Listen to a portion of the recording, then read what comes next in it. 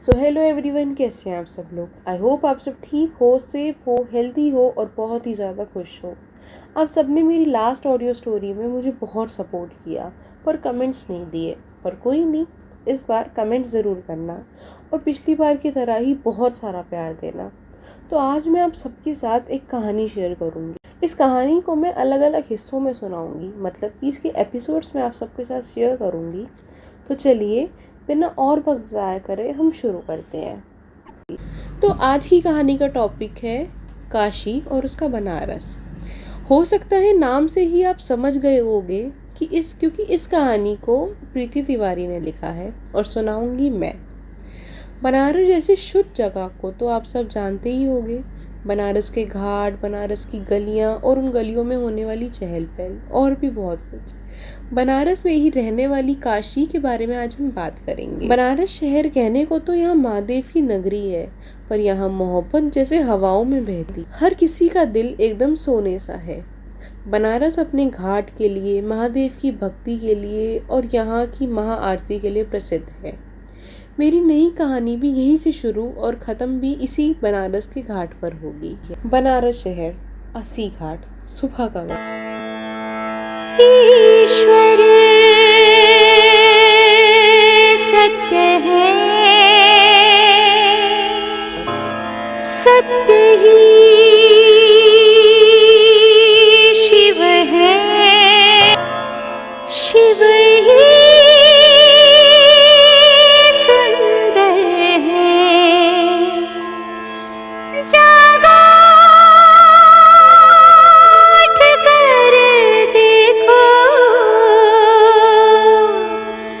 जीवन ज्योत जागर है।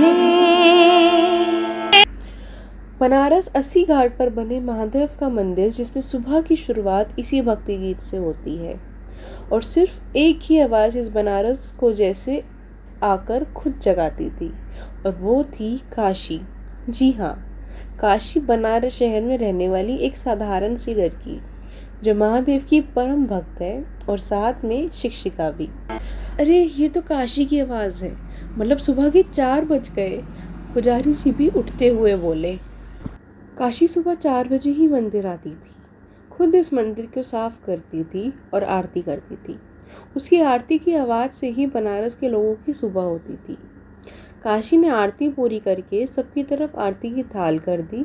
सूरज भी अब पूरी चमक से निकल आया था और लोगों की तादाद भी अब काफ़ी ज़्यादा हो गई थी। वो सबको आरती देकर महादेव के मंदिर से बाहर आई। काशी मंदिर से बाहर आ ही रही थी, तभी सामने से आते हुए मठ के महानत मिल गए। काशी ने अपने दोनों हाथों से महानत जी को प्रणाम करते हुए बोली, प्रणाम महानत जी। महानत जी ने काशी को आशीर्वाद देते हुए बोला, अरे काशी बिटिया प्रणाम, कैसी हो बिटिया। काशी ने मुस्कुराया, सर झुकाया और बोला, जी अच्छे हैं महानत जी। आरती हो गई बिटिया? जी हो गई, हम बस घर जा रहे थे, स्कूल के लिए देरी हो रही है। अरे हाँ, जाओ बिटिया जाओ, खुश रहो। महानत जी आशीर्वाद देते हुए मंदिर में गए। काशी भी घाट के पास होते हुए बनारस की गलियों में चली गई। बनारस की गलियाँ तंग ज़रूर होती है पर चहल पहल भी बहुत होती है। यहाँ आपको सन्नाटा तो कभी मिल ही नहीं सकता। कभी कभी तो रात को भी यहाँ भोलेनाथ के नमो नमो से गूंजती है। काशी एक दुकान पर पहुंची और दुकान का नाम था शर्मा मिष्ठान भंडार। उसने दुकान पर बैठे एक आदमी से कहा, काका प्रणाम, जल्दी से कचौरी और जल्दी बांध दीजिए ना। अरे काशी बिटिया आ गई तुम, और तुम्हारी कचौरी और जलेबी हम बांध के रखे। ऐसा बोलकर शर्मा जी, जो मिष्ठान भंडार के मालिक थे, उन्होंने कचौरी और जलेबी का डब्बा काशी को दिया। काशी ने काका को पैसे दिए और बोला, शुक्रिया काका, चलते हैं। ऐसा बोलकर काशी घर की ओर चली। काशी घर पहुंची, आंगन में जुतियाँ उतार के सामने रखी तुलसी पर फूल रखा जो वो मंदिर से लाई थी। फूल रख कर वो घर के अंदर आई तो उसने देखा उसके पिता आनंद त्रिपाठी जी हाथ में अखबार लेकर बैठे हुए थे। त्रिपाठी जी ने बिना काशी की तरफ देखे और बोला, आ गई आप काशी। काशी मुस्कुराई और टेबल पर सामान रखते हुए कहा, बाबा आपको कैसे पता चल जाता है कि हम आ गए हैं? त्रिपाठी जी ने अखबार को रखते हुए कहा, बिटिया, आपकी पायल की आवाज़ से हम पहचान जाते हैं कि हमारी काशी आ गई। काशी ने बाबा को नाश्ते के लिए बुलाया, नाश्ता करा के स्कूल के लिए निकल गई और काशी के बाबा भी आश्रम चले गए। त्रिपाठी जी के दोस्त राजेंद्र प्रताप जी का आश्रम था, जिसकी देखभाल त्रिपाठी जी करते थे।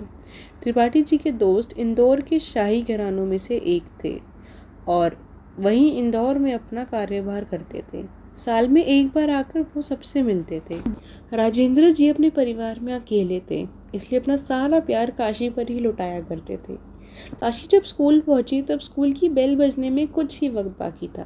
वो जल्दी से प्रिंसिपल सर के रूम में गई, एंट्री टाइम फिल किया और सर को गुड मॉर्निंग बोलकर बाहर आई। बेल बजते ही सारे बच्चे प्रार्थना के लिए लाइन लगाकर ग्राउंड में चले गए।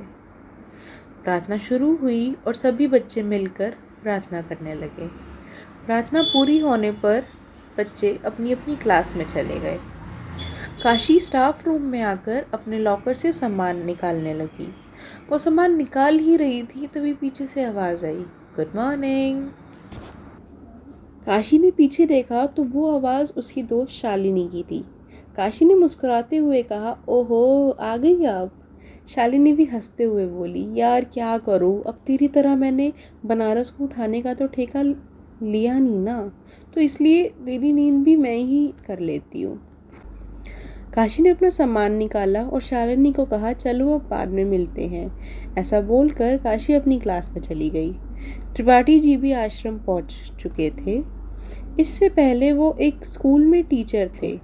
वहाँ से रिटायर होने के बाद उन्होंने आश्रम को ही अपना जीवन बना लिया। वो सारा दिन इसी आश्रम में रहते। त्रिपाठी जी की ज़िंदगी में काशी के अलावा और कोई नहीं था। काशी जब 2 साल की थी तब उनकी माँ का निधन हो गया था। त्रिपाठी जी को काम करते हुए दोपहर हो गई थी और उन्होंने खाना भी नहीं खाया था।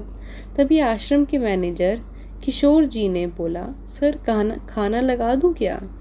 त्रिपाठी जी ने एक फाइल की तरफ देखते हुए कहा, नहीं किशोर जी, अभी नहीं।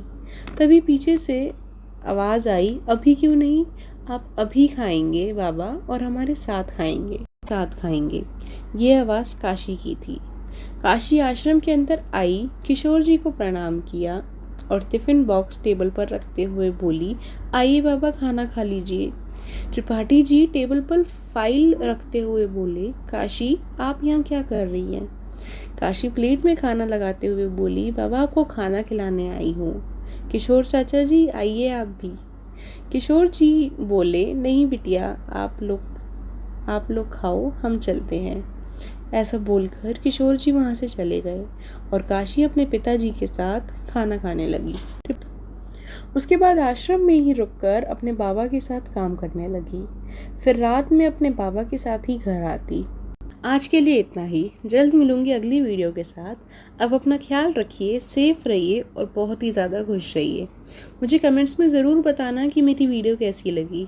वीडियो को शेयर भी ज़रूर करना और जो मुझे पहली बार सुन रहे हैं वो मेरे चैनल को सब्सक्राइब भी ज़रूर करें।